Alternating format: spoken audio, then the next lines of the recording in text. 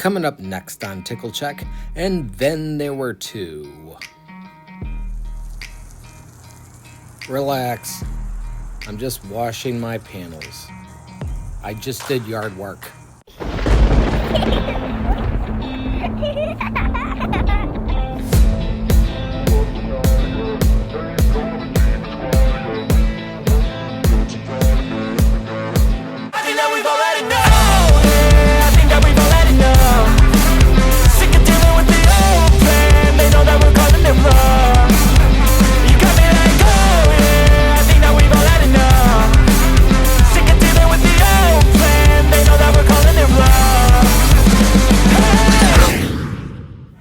Hello, once again, welcome to another episode of Tickle Check. Today is the summertime solar install. The Anchor Selects PS200 solar panel I'll be putting in my backyard, and for that I need this cable right here, which I've already done a video on. Thinner than the core of this pen. Hard time talking. So you can see as I am running through the window here, that's how much it cost me, that's how much length I've got. I already done a review video on this, and so therefore you got an idea. This right here I've never talked about is a braided cable, 10 gauge, and it is 100-foot cord.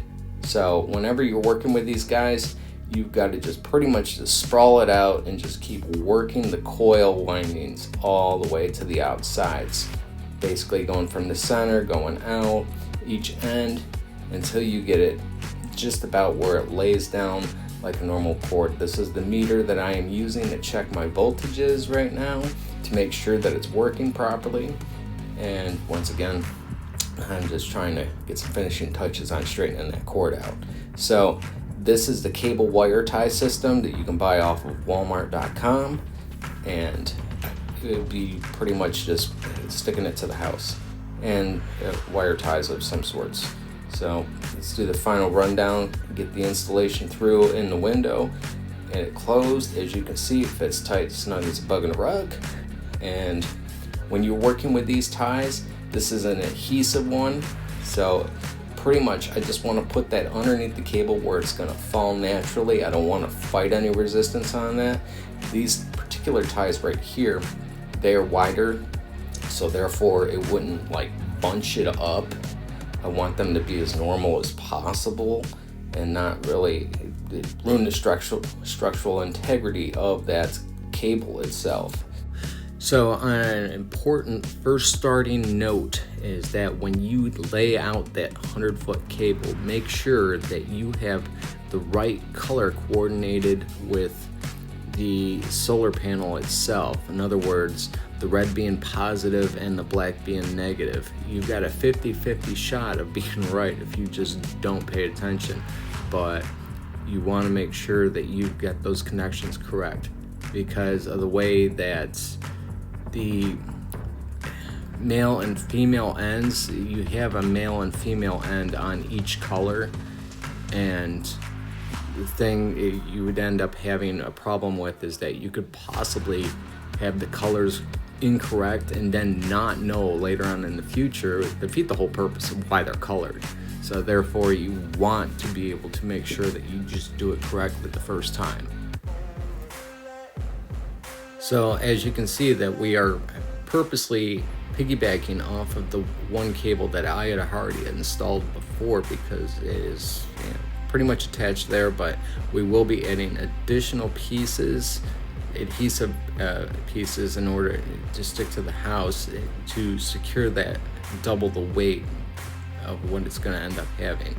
It's a lot of wire tying, but anyway, this is the speed through process of what it actually entails, and it takes a lot longer than what you're going to see in this video.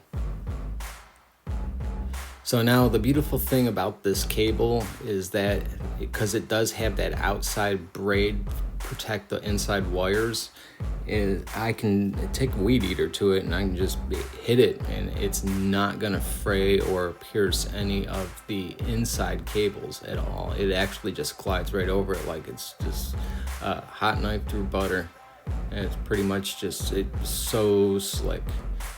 But obviously I want to attach this to the house in order to keep it from laying on a driveway for any potential hazards, as far as, you know, maybe a car that's laying on it or whatever, or just extra keep away attention of rodents, perhaps, you know, because hey, let's face it, that thing is not indestructible. So a mouse, or perhaps birds or squirrels or whatever, squirrels definitely, they're such a pain in the butt, and they would easily just chew right through that. So if it's out of sight, out of mind, they ain't really gonna mind it. So I did want to throw up an AI generated version of, well, if you go to Google, you can just generate this right quick and it'll tell you the IP rating. So a lot of people don't understand what IP actually is. And so this is telling you exactly what it is, as far as this is an IP67 cable. So it'll give you an idea of what you're working with here and the longevity. So now here, my favorite part, we're going through clipping all these guys, and gosh, it is a lot of clipping. I'm constantly going through and clipping and clipping. It was a lot more to wire tie though. Just one of these days I'm going to actually do something with that port maybe over there as far as generator, but right now it's just kind of just, I don't know, they decided they never were going to connect it to the house, so be it. It's just there installed with a cable that goes actually to nowhere, and I don't know, maybe I'll use it, maybe I won't. Anyway, here we are. So that kind of wire tie there, it took, because it's kind of like the runs of the ladder, so I kind of gotta clip it like twice. There we go. Clip once, twice. Okay, so I got a full clip on that one. I'm proud of myself, ain't I? Just clipping away, clip, clip, clip. This is so satisfying in some cases. Here we go again. Here's another one. Oh, wait, did I just go past it? I might have to go back and clip that if I forgot.